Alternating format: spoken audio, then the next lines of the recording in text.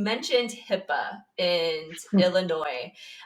For some of our listeners, they probably know what HIPAA is, but do you mind unpacking what is HIPAA? Why is it important? What are those compliance pieces that software operators, people handling patient data really need to understand?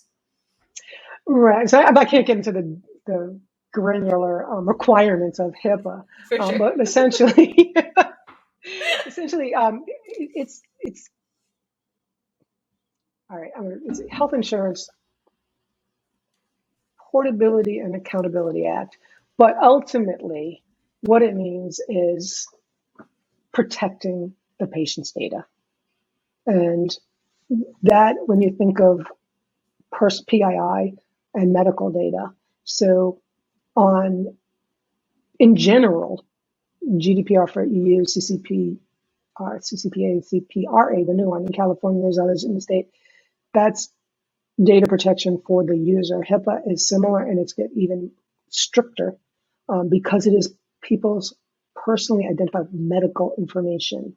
And when you're passing someone's medical ID and in some cases their prescription for cannabis, their purchase limits or whatever, that's medical information, and that has to be handled by HIPAA. And when federal legalization comes, that is going to be required across the country.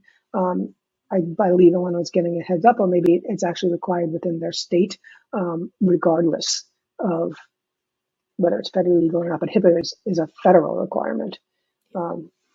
And yeah, so and that falls under just an umbrella of InfoSec, and I wanted just to kind of back a little bit up as we were talking about all the things that the business bringing in the payment system has to consider. InfoSec is a huge piece of it. Not just, then you get medical data, you've got your just personal identifiable data, and you've got payment data. And all of that, there's so many rules and regulations around information security that must be adhered to. And PayPal and the likes of them, I wish I had the number off the top of my head, but they get hit, I think it's 100,000 times a day. People trying to break into their system. Whoa. It's a ridiculous, don't quote me on that number, but I know it's a ridiculously large number.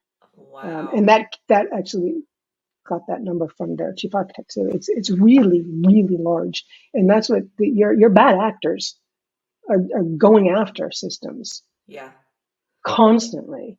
And this industry, yes, I know that a couple of the track and traces have had data breaches, and won a couple of them, but it's huge. And as the industry grows, the attempts are going to become more. Yeah. People are going to be like, oh, this is very useful data for us to break into.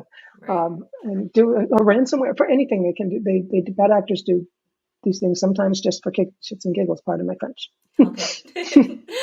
Oh my goodness. There's just so many layers to it. And HIPAA is an interesting one because during my operation days, my COO at the time, like him and I would get in debates all the time about HIPAA and federal requirements and things like that. Cause he's like, we're not federally illegal. Like HIPAA doesn't apply to us. And I'm like, well, I guess from like a state regulatory standpoint in Colorado at the moment, because it's not in the state requirements, but I'm like, shouldn't we be preparing for this? Shouldn't we be putting in safeguards to make sure that our patient data doesn't go anywhere? I mean, 2017, as an operator, I experienced the absolutely epic MJ Freeway 2017 crash where all of the data was wiped clean. We had 7 years of patient data in there. And that was also a record retention requirement that we had to keep on file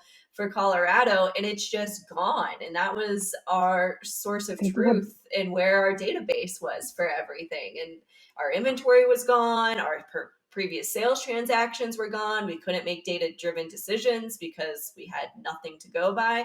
And all of these things were just such an infancy of this market that like we have such a long way to go. And with all of this federal requirements, Yeah. HIPAA, cybersecurity, payment gateways, I mean, we've just only touched on a few buckets, and I know there's a ton more out there that you can speak to.